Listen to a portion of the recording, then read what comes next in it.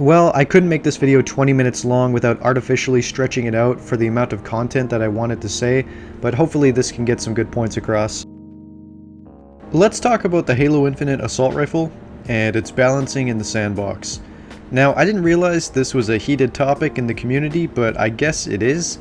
The Infinite assault rifle is quite strong, it's pretty powerful, and many are saying that it needs to be nerfed, but I disagree, and I'm going to do my best to go over why that is. My explanation is going to be broken up into 4 parts, so if you want to skip to just one part, or if you're rewatching or whatever, there's going to be timestamps in the description, just to sort of break up the video a bit.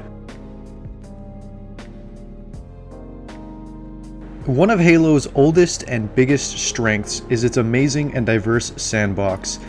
It's been obvious since the inception of the franchise way back in CE that the developers wanted the guns to feel unique and iconic, so that the energy sword, the plasma pistol, the magnum were all icons of the franchise. And one of those icons that's stuck through almost every Halo title has been the assault rifle. When you look at posters or statues or even just Google image Master Chief, odds are he's going to be holding an assault rifle. And yet, ironically enough, the assault rifle in almost every Halo game has been completely useless and pointless to pick up. I hope we can all agree that the Halo sandbox is a big part of what sets it apart from other FPS games in the market. It's baked into the DNA of the Halo franchise, and in an ideal world, every single weapon in Halo would have its own unique purpose and role in the sandbox. Whether it's the EMP utility of the new shock-based weaponry in Infinite, or the super combine and tracking of the Needler, the weapons in Halo should be as diverse as possible and all get a chance to shine in their own way, but that's not often the case. Halo has been plagued since day one in CE by what I call the one-gun meta.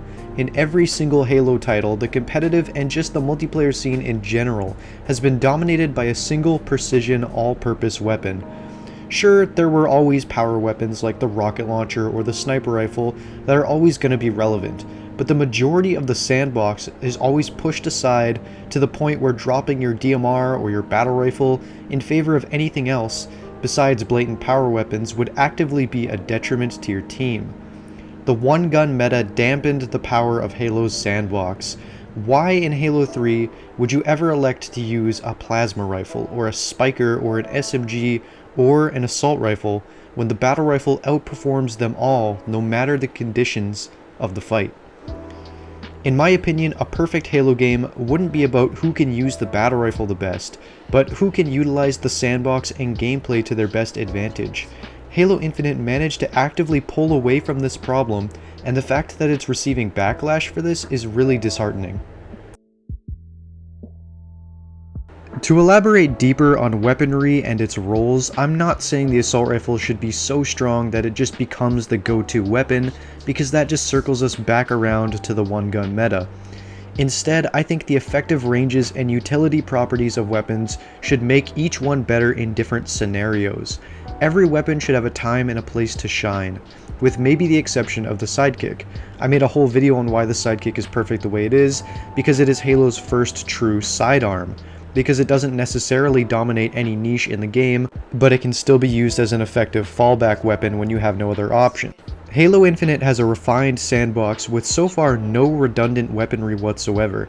In the past, like in Halo 5, we had the BR, the DMR, the carbine, and the light rifle that all had slight quirks, but overall performed the same role.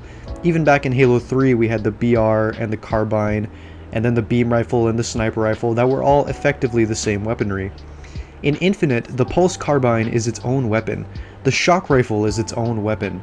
There are no two guns that have the same job. And there is a clear hierarchy for ranges when it comes to the rifles in Halo Infinite. From the assault rifle, to the commando, to the battle rifle, to the stalker rifle, to the shock rifle, to the sniper. It has a perfect curve of ranges. A shotgun should be able to beat a battle rifle up close, but lose to it at longer ranges. A sniper is lethal at extreme range, but if someone's up in your face with an assault rifle, you'll probably lose out. And a battle rifle should lose to an assault rifle at closer ranges. I know that that's the real hot take of this video, and it's because of one reason.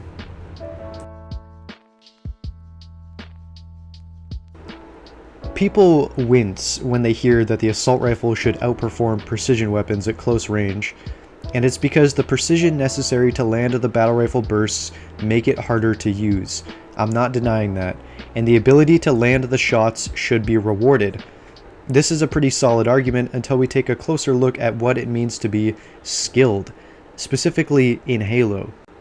It shouldn't just be about who can aim better, it should be who can outmaneuver their opponent, use the environment, map control, teamwork, application of grenades and melee, stealth, and in a perfect game, the knowledge of when and where to use each weapon to its fullest extent.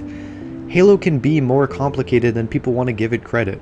If we give the full auto guns a chance to be competitive depending on ranges and scenarios, there can be a new layer added to competitive play beyond who has better aim.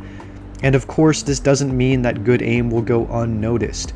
Aim is still rewarded because if you're trash at aiming with a BR, then you aren't going to be performing well in any ranged engagements. I think the Battle Rifle and Commando will really shine when we get to play Big Team Battle this weekend and go hands-on with some larger scale maps. So just to recap, in conclusion, the assault rifle being strong isn't just about it as a weapon, it's about allowing more of the Halo sandbox to shine and be useful in its own way, and maybe even adding some new layers to competitive play. This is meant to be a spiritual reboot of the franchise, so maybe it's time to rethink what it means to be a good Halo player.